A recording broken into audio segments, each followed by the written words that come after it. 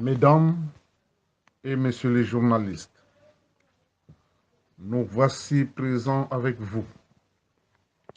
Vous étiez au courant de ce qui s'est passé autour de nous en date du 7 août 2016. C'était juste par la volonté d'un régime répressif et dictatorial qui vit aujourd'hui dans la peur et dans la panique qui a fait qu'on puisse se séparer avec vous.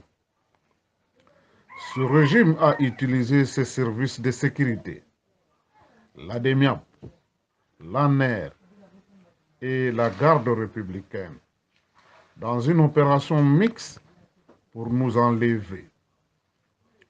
Vous avez suivi comment nous avons fait le tour des différentes prisons secrètes et officielles de haute sécurité militaire de la DEMIAP, en passant par la prison militaire d'Indolo, pour terminer notre calvaire à la prison centrale de Makala. Comme si nous étions des militaires alors que nous sommes des simples civils et politiciens. Plus de 2 ans de souffrances gratuites, innocentes et sans motif valable. Ce qui est vrai, cette arrestation était une cabale montée contre nous. Nous étions les prisonniers personnels de M. Joseph Kabila. Cette réalité est due à cause de nos opinions politiques, reconnues dans l'article 8 et 23 de la Constitution de notre pays. Le pouvoir en place est tombé dans son propre piège. C'est à cause de cet acte que plusieurs collaborateurs de M. Joseph Kabila sont accusés et sanctionnés par la communauté internationale pour violation des droits de l'homme. Nombreux parmi eux voient aujourd'hui leurs avoirs bloqués et ne peuvent plus voyager à l'étranger. Nous avons compris que M. Joseph Kabila a été trompé par ses collaborateurs zélés et c'est après qu'il s'est rendu compte qu'il a touché à l'intouchable. Pour nous tirer de la prison centrale de Makala, les pouvoirs en place, à travers sa justice, a organisé une mascarade de procès contre nous, mais vous avez suivi, la vérité a triomphé. Nous sommes acquittés et libérés. Et le pouvoir en place a oublié que ce n'est pas la première fois de poser cet acte contre moi, sans tenir compte que plus de 30 ans de ma carrière politique, c'est par là où j'ai passé toute ma vie et je suis habitué à cet exercice d'emprisonnement. Je connais comment le système dictatorial et de répression fonctionne contre les opposants. Étant donné que la politique et l'opposition, c'est un droit constitutionnel, ces actes ne sont que de l'intimidation et ne peuvent pas nous affaiblir ou décourager pour défendre notre pays qui reste sous occupation.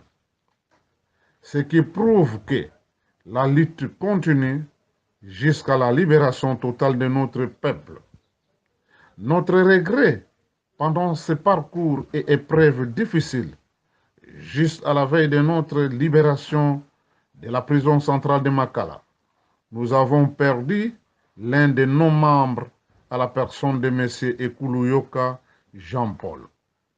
Nous avons quitté la prison dans l'émotion et la douleur. Ce qui est bizarre, c'est la deuxième fois que pareil cas arrive dans cette famille, dont le premier, c'est celui d'Armand Tungulu, mort dans le lieu de détention du pouvoir en place. Innocent comme témoigne la justice qui nous a acquittés et libérés. M. Ekuluyoka Jean-Paul mort d'une courte maladie, non soignée et par manque de produits pharmaceutiques au centre hospitalier de la prison centrale de Makala. Son animation a eu lieu hier samedi 22 septembre 2018, que son âme repose en paix. Sur ce, je remercie le Seigneur Dieu Tout-Puissant et ses serviteurs, la communauté internationale, les organismes des droits de l'homme, la presse, les amis et connaissances qui se sont battus pour faire pression au pouvoir en place et exiger notre libération. Il serait mieux que cette pression continue afin d'exiger la libération des amis politiciens qui croupissent encore dans les différentes prisons de notre pays. Mesdames et messieurs les journalistes, c'est dans la prison d'Endolo que j'ai appris la disparition de M. Etienne Tshisekedi Wamulumba à Bruxelles, qui fut mon parrain politique. Aussitôt après cette mauvaise nouvelle, j'ai contacté sa famille à la personne de l'honorable Eugénie Chika pour présenter le message de condoléances à toute la famille éprouvée.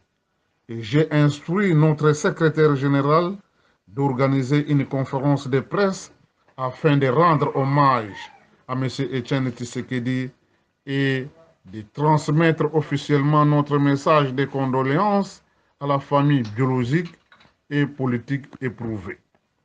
Dans ce message, nous avons prodigué conseil aux deux familles, chacune dans ses responsabilités, de rester unies et que l'amour et paix règnent dans toutes les deux familles, à savoir que Etienne Tshisekedi, c'est notre patrimoine. Il est notre référence commune sur le plan politique. 20 ans de lutte à côté de lui, il m'a appris beaucoup de choses et nous sommes disposés à faire son témoignage tôt ou tard. Notre regret aujourd'hui, depuis sa disparition, son corps est bloqué et traîne encore dans la morgue en Belgique. Les rapatriements posent problème et constituent un conflit entre la famille biologique et les pouvoirs en place, dont le point clé de l'obstacle du rapatriement de ces corps est que personne jusqu'aujourd'hui ne connaît le lieu d'enterrement de M. Etienne Tshisekedi. Sur cette occasion, j'invite la famille biologique de M. Etienne Tshisekedi de se rappeler. Pendant notre séjour en Belgique, nous sommes en 2001, avant de retourner au pays, M. Etienne Tshisekedi avait fait appel à sa famille politique pour leur transmettre un message. Étant une réunion familiale, avant qu'ils ne prennent la parole, moi, Norbert Louyeye, j'avais manifesté mon intention de me retirer de cette réunion. La réponse de M. Etienne Tshisekedi était non. Norbert, tu dois être là, car cette réunion te concerne aussi. Et après une brève historique de son parcours politique, il dit, Norbert Louyeye, il faut le considérer comme mon fils aussi. Il connaît beaucoup de choses, même sur le plan politique. Si je ne suis pas là, il faut le contacter car il est la seule personne que je porte dans mon cœur. Et surtout toi, Félix, vu que tu essayes de suivre ce qui se passe sur le plan politique, tu dois travailler avec lui parce que Norbert est la seule personne qui connaît ma politique.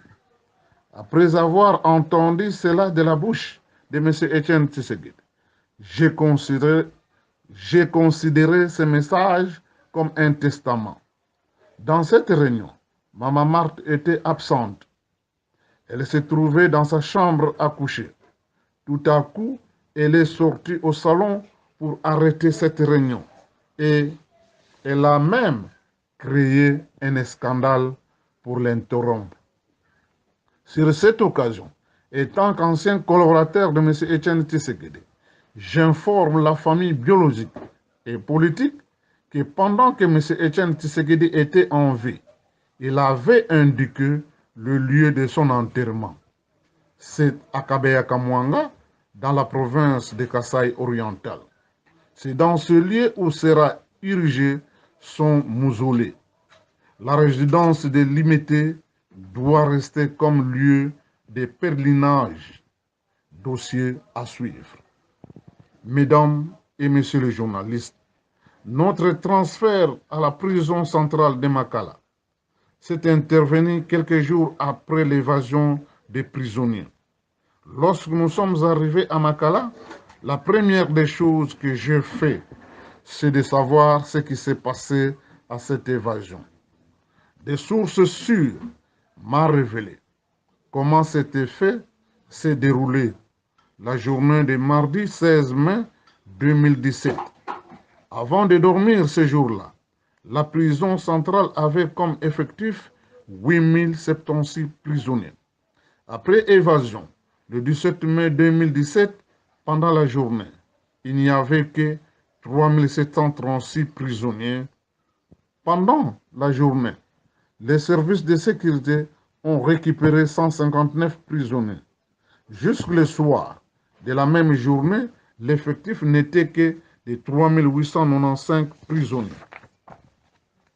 Ceux qui sont partis sans revenir étaient au nombre de 4340 prisonniers.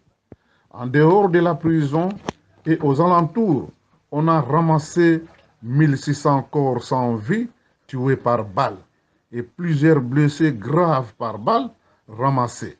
Tous ont été achevés par les armes blanches.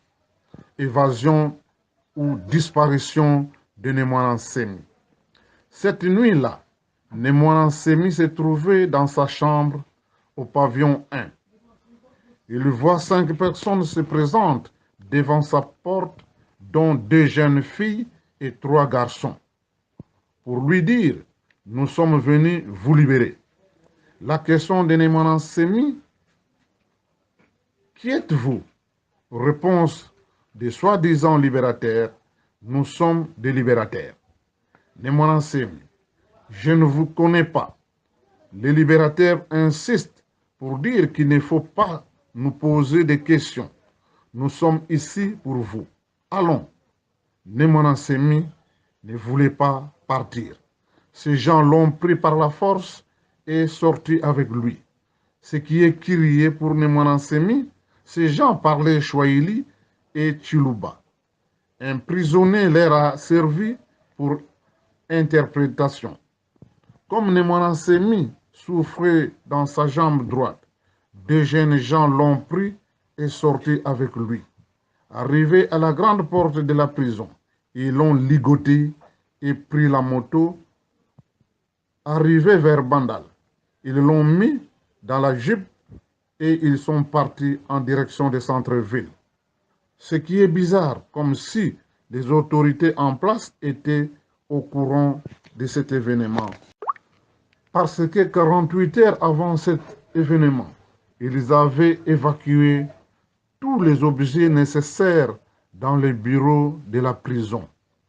Pendant que cet événement s'est déroulé, les prisonniers célèbres téléphonaient les autorités en place pour leur informer ce qui s'était passé. Tous, leurs téléphones étaient éteints. Le pouvoir a présenté cet événement que c'est Némoinan Semi qui était à la base. Aujourd'hui, avec l'évolution des dossiers dans la prison d'Indolo, on ne parle plus de Némoinan Semi, plutôt de Kamwina Nsap. Le nom de Némoinan Semi a disparu. Ce qui est vrai, l'évasion de la prison centrale de Makala a été organisée pour faire disparaître Némoinan Semi qui n'est plus en vie. Ils l'ont tué. Mesdames et messieurs les journalistes, s'il faut parler de la situation politique de l'ère, inutile de faire allusion aujourd'hui à M. Joseph Kabila et sa famille politique dans sa diversité. Il est connu de tous qu'ils sont dans le mal. Ils ne changeront jamais. Il faut les considérer comme tels. Les grands problèmes s'opposent au sein de l'opposition dans son ensemble, où la population congolaise est en difficulté de comprendre, d'identifier et de distinguer qui est le vrai opposant et qui ne l'est pas, qui dit vrai et qui roule pour le pouvoir en place. C'est à cause du comportement de cette opposition que la situation politique de notre pays est bloquée. Nous avons du mal à résoudre cette crise. Lorsqu'on parle de l'organisation des élections le 23 décembre 2018, si M. Joseph Kabila a désigné un candidat litigieux, président de la République, des candidats députés nationaux et provinciaux qui se trouvent dans le même système. Par contre, au sein de l'opposition, nous avons deux discours. L'opposition républicaine, communément appelée l'opposition institutionnelle, signataire de l'accord de la CENCO, tient coûte que coûte de participer aux élections. Elle s'est engagée et les candidatures sont déjà déposées. Les 9 conditions mineures posées à la CENI avant de participer aux élections, c'est pour distraire l'opinion nationale et internationale et faire semblant qu'elle est réellement dans l'opposition. L'Union des Républicains se pose la question de savoir pourquoi cette contradiction.